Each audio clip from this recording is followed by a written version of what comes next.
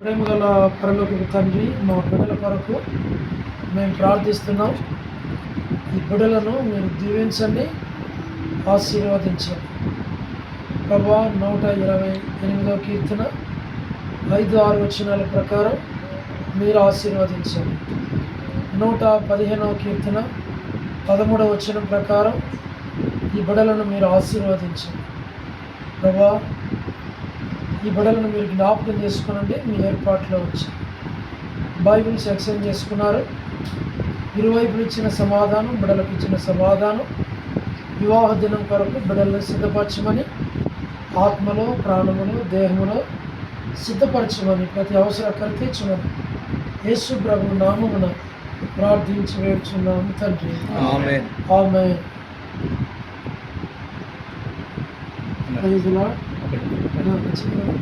God bless you.